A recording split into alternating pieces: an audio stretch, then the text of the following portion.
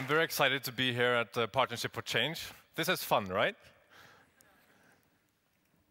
I wanted to thank Ingrid Stange and the American Embassy, the Norwegian Opera and Ballet, and Hippe Media for setting this up and putting the conference together. It's important that we have meeting places like this where we can focus on best practice, how do we make good ideas become realities that in a substantial way change our society for the positive. So that's great. And it was also fantastic that Jacqueline Nogas was here before me, because that makes my job a lot easier. She was talking about a lot of the same issues that we have been focusing on. I'm going to start by just telling you a story. A few years back, I was traveling in Africa, and outside of Durban, in one of the townships, I met a woman called Mette-Marit. Mette-Marit was HIV positive, and you could see that she was that she had already developed AIDS, both by the skin in her face, but you could also tell that her energy was quite low. Mette-Marit invited us in to her home, a small shack rather than a house.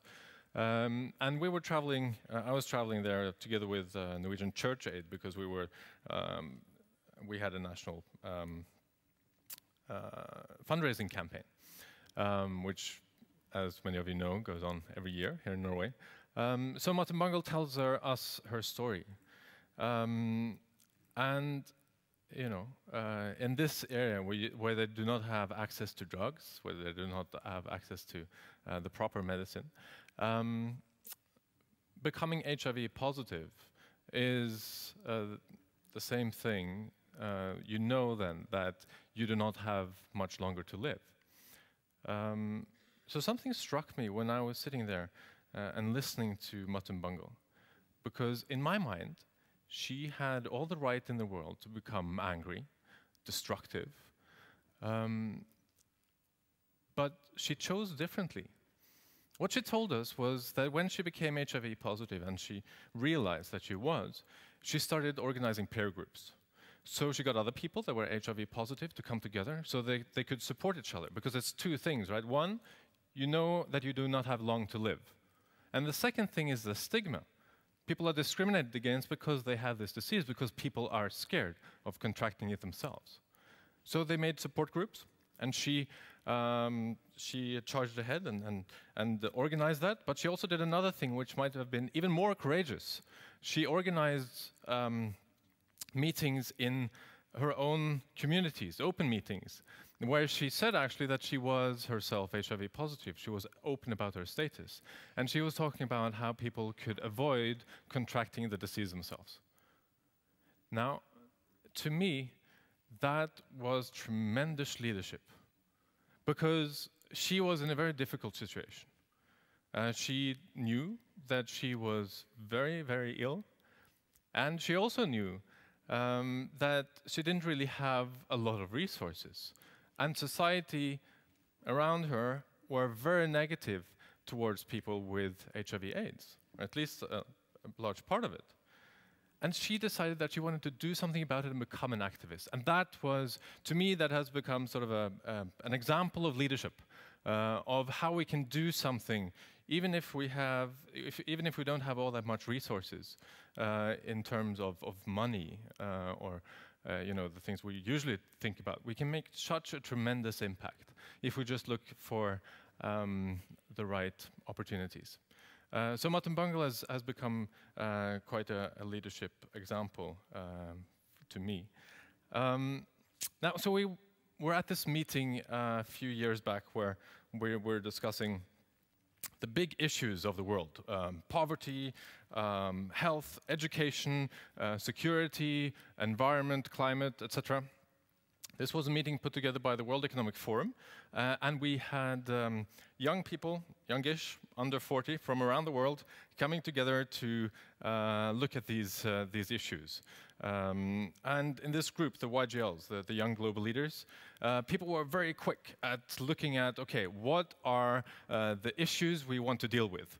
Number two, what's the way we can do it? What's our action plan? And what's our timetable to getting there? So we were working on this a few days, and then after having discussed that, some of us started talking about why. What's the reason? Why do we want to change the world to the better? Why do we care about people that are far away from us and that we might never meet? What's the reason that we want to do something good for other people? And we looked at some of the examples you saw here, you know, our heroes, Mother Teresa, Nelson Mandela, Desmond Tutu, Martin Luther King Jr., etc. What do they have in common? What was it that made them so special? Why do they inspire so many people? Why did they change things to the positive? Well, because they focused on increasing other people's dignity. And dignity was the word that we sort of agreed that was at the core of what we're talking about. So I was talking to Pekka Himan, who's a professor of philosophy, Finnish. He did his PhD by the time he was 20, and he's 37 now and has written 14 books. And the other one was John Hope Bryant, who has an organization in the US called Operation Hope, where they look at financial literacy and trying to get that into schools. He's also in South Africa now. So the three of us started talking about this, and you know, how can we make something tangible out of this way of thinking? And this work that we wanted to do on values. We talk about values a lot, but it's hard to make it tangible and to make it important to many people. Now, so we started Global Dignity together as a loose organization, and we wanted other YGLs to go into their countries and do something with dignity. So we're trying to do three things. We're trying to spur a global conversation on dignity. We're trying to promote dignity-centered leadership. Very basic idea.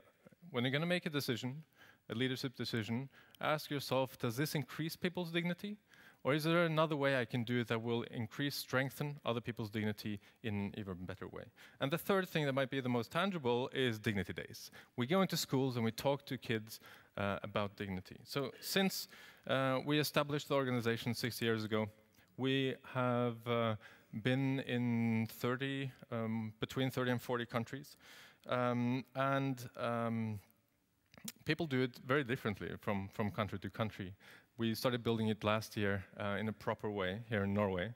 And on Global Dignity Day, the 20th of October, and the weeks around it, we reached around 200 Norwegian schools, first year high school, and around 30,000 students in Norway on that level. And we also went into countries around the world on the same day. Now, some of the challenges we've had when we've had this idea and we wanted to put it into action has been one that it's difficult to explain what this is. It's much better if you experience it. If you go into a school and you do it yourself and you see for yourself how the kids react to it. So that's sort of our first. That's why I'm going to show a short video after, so it's easier to understand that way. And the second is as most initiatives like this, funding. We have been very lucky in Norway to have partnered with Gjensidigestiftelsen, but it's difficult internationally. We've found to find someone that wants to support one or two people as a hub to organize all the other countries. Now, so there are some difficulties, but we're working on that. And I wanted to just mention a few things. When we go into schools, we get the kids to describe dignity with their own words. And then we want them to tell dignity stories. In the classroom, in small groups, 3 or 4, they tell their own stories about how they have lifted someone else, or how someone else has done something good for them, to them, or even if they've done something good for themselves that have lifted them in a positive way. So these are positive stories. Then they share with their classes, and the facilitator then goes up to the stories that they would like to get repeated in the plenary afterwards, and they ask them to the students to tell their stories. So in the end of the session, 2-hour session, the end of the session, the kids come up and they tell their own stories to their peers. That's the whole idea. They take over themselves. Now, so a few sort of spin-offs after we've done this in around 200 schools in Norway is that people start calling us. Thomas has done a great job for Global Dignity in Norway. He gets phone calls from time to time. Quite recently from a student council in a school. The leader of the student council wanted to improve the way of communication at the school, both amongst the kids, but also the teachers and the students. And he wanted Global Dignity to come in and do a session to get a good start of how we can communicate with each other. And also a prison contacted us and wanted us to do something as session with the inmates. And that was also a really positive experience, a lot because of Sturla and Thomas that did a great job there. But I just wanted to close off with this video that shows a little bit about what we've been doing the last 6 years. If any of you want to get involved, that's great. You can go to globaldignity.org, or you can go to our Norwegian website, globaldignity.no, and contact us through that and learn more. But I'm going to leave you with this video that is clips from different dignity sessions and things we've been doing. So please.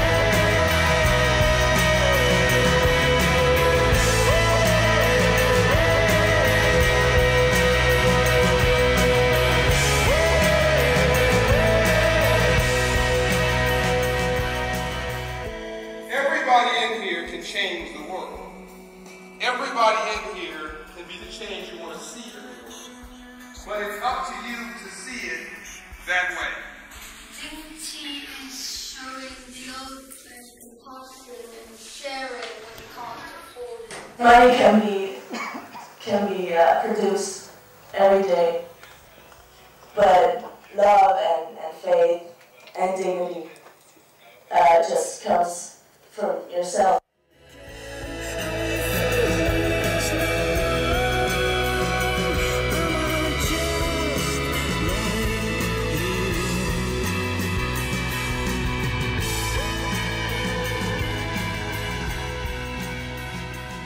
And one important message that we have about dignity is that we don't want to only talk about dignity, we want to see dignity in action. Hoy es el Día Mundial de la Dignidad. International dignitaries, Norwegian royalty and young global leaders from the World Economic Forum descended on a small school in Grassy Park just outside Cape Town, all this in aid of the Dignity Day in South Africa. Their aim to help equip South African youth with the skills in dignity and financial literacy.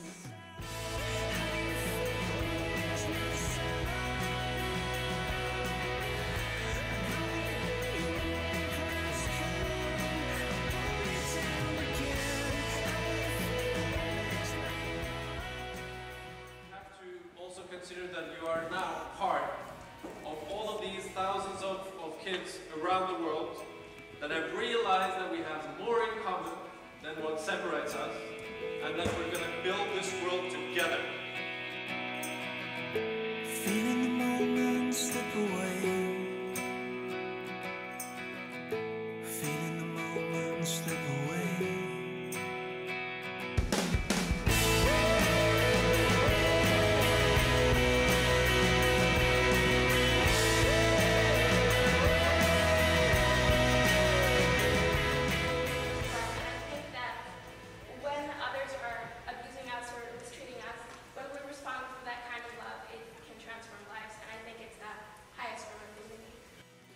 I promise to appreciate other people's opinion, not just my own. Så tenker vi på hvor mye mot han må ha hatt for at han konfronterte oss med det, og sa det at dette liker jeg liker ikke at dere bruker homser som skjellsord. Og senere så ble det ganske godt forhold mellom oss da. Så til alle homofile sa han, jeg beklager alle forholdene mot dere.